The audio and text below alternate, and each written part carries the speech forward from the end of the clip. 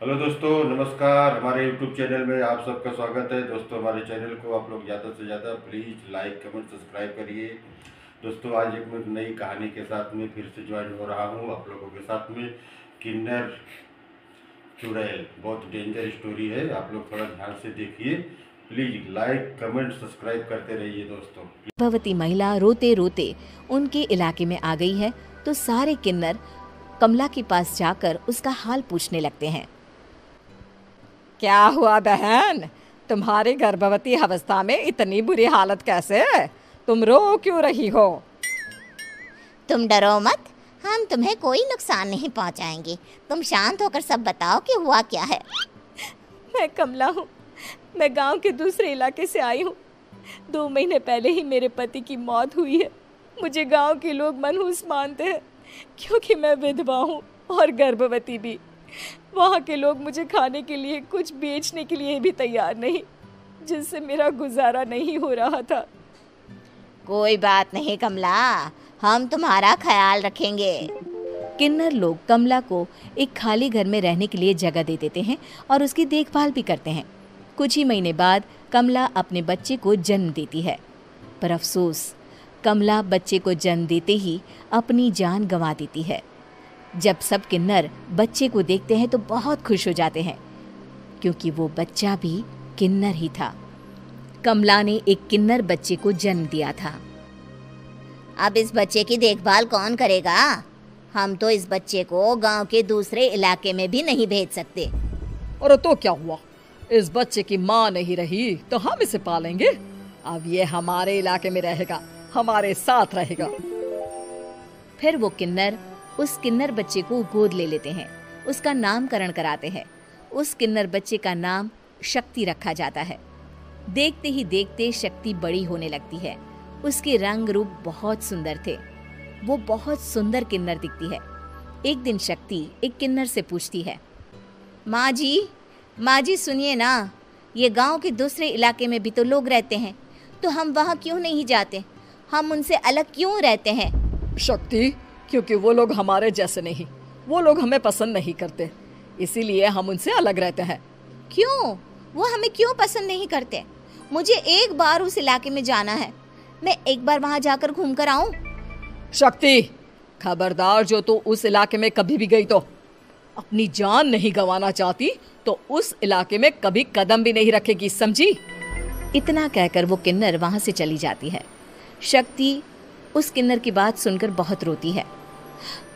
माँ जी ऐसा कैसे कह सकती हैं? उन्होंने इतनी सी बात के लिए मुझे इतना डांटा। अब तो मैं उस इलाके में ज़रूर जाऊंगी। फिर एक दिन शक्ति गांव के दूसरे इलाके में चुपके से जाती है। ये लोग तो हमारे जैसे ही इंसान हैं, तो ये हमसे नफरत क्यों करते हैं? जब शक्ति उस इलाके में पहुंचती है तो गांव के सारे आदमी उसके रूप से मोहित हो जाते हैं। वो लोग ये अंदाज़ा नहीं लगा पाते कि वो किन्नर है। शक्ति की सुंदरता देखकर सारे गांव वाले उसकी तारीफ करने लगते हैं।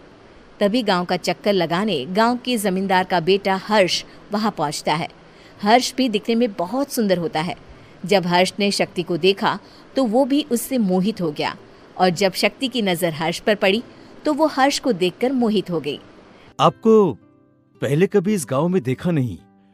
इस गांव में आप नए हैं क्या? जी नहीं, वो मैं बस। तभी शक्ति बोलते बोलते रुक जाती है और मन में सोचने लगती है, अगर मैंने इनको बता दिया कि मैं दूसरे इलाके से आई हूँ तो वो समझ जाएंगे कि मैं किन्नर हूँ, इसलिए मुझे इनसे झूठ ही बोलना पड़ेगा। शक्ति हर्ष को कहती है, जी हाँ, मैं इस गांव में नई आई हूँ, यहाँ अकेली रहती हूँ। वैसे आप कौन है? आप भी इसी गांव में रहते हैं? जी हाँ, मैं इस गांव के जमींदार का बेटा हूँ। आपको किसी भी चीज की जरूरत पड़े तो आप मुझे बता देना, मुझे अच्छा लगेगा। ऐसे ही शक्ति और हर्ष एक दूसरे से रोज मिलने लगते। वो दोनों अपने प्यार का इजहार करने एक दूसरे से मिलने जाते हैं। तभी शक्ति का पीछा करते करते एक किन्नर वहां आ जाती है। शक्ति, मैं तुमसे बहुत प्यार करता हूँ। मैं तुमसे शादी करना चाहता हूँ। क्या तुम मुझसे शादी करोगी? हाँ हर्ष, मैं तुमसे शादी करूंगी, पर मैं तुमको अपने बारे में एक सच्चाई बताना चाहती हूँ जो मैंने तुमसे छुपा कर रखी है। तभी उनके बीच में ही वो किन्नर आ जाती है। शक्ति, तेरी हिम्मत कैसे हुई ऐसा करने की? वो किन्नर शक्ति को खींचकर गांव के जमींदार के पास ले जाती है। हर्ष भी वहां शक्ति को बचाने के लिए पहुंच जाता है। जमींदार शक्ति और हर्ष के प्यार के बारे में सुनकर गुस्से में आ जाता है और शक्ति को गांव के बाहर निकालने की सजा देता है। शक्ति ये बात सहन नहीं कर पाती और कुएं में कूदकर अपनी जान दे देती है। जमींदार हर्ष की शादी गांव की एक लड़की से करवा देता है, पर हर्ष इस शादी से खुश नहीं होता। शक्ति अपना बदला लेने के लिए मरने के बाद किन्नर चुड़ैल बन जाती है। अब मैं इन गाँव वालों को नहीं छोड़ूंगी, अब इनसे मैं अपने प्यार का बदला लूंगी। किन्नर चुड़ैल गांव वालों को परेशान करना शुरू कर देती है। एक बार वो रात को गांव के खेतों में पहुंच जाती है और वहां आग लगा देती है। सारी फसल जल के राख हो जाती है। जब एक आदमी रात को उठकर देखता है कि खेत में आग लग गई है तो वो वहां पहुंच जाता है। वो देखता है कि खेतों के बीचों बीच एक किन्नर चुड़ैल खड़ी है और वहां खड़े होकर ताली बजा रही है। गांव वाला किन्नर चुड़ैल को देखकर बेहोश हो जाता है। जब सुबह उस आदमी को होश आता है तो वो सीधा जमींदार के पास जाता है। अरे जमींदार साहब, अरे वो किन्नर चुड़ैल ने मेरी सारी फसल जला दी। अब मैं क्या करूंगा, क्या होगा मेरा? जमींदार चुड़ैल किन्नर का नाम सुनते ही सब कुछ समझ जाता है। अब वो बहुत डर जाता है। उसी रात को जब जमींदार डर के मारे अपने कमरे में सो नहीं पाता, तभी वहां अचानक से किन्नर चुड़ैल आ जाती है। किन्नर चुड़ैल जोर जोर से जमींदार के आगे खड़ी होकर हंसने लगती है और ताली बजाने लगती है। जमींदार उस डरावनी किन्नर चुड़ैल को देखकर बहुत डर जाता है। तूने मेरे साथ बहुत बुरा किया, अब मैं तुझे जान से मार दूंगी। नहीं नहीं नहीं नहीं नहीं, मुझे माफ कर दो, मुझे मत मारो। मैं कभी ऐसा दोबारा नहीं करूंगा। अब तुम जो बोलोगी वही मैं करूंगा।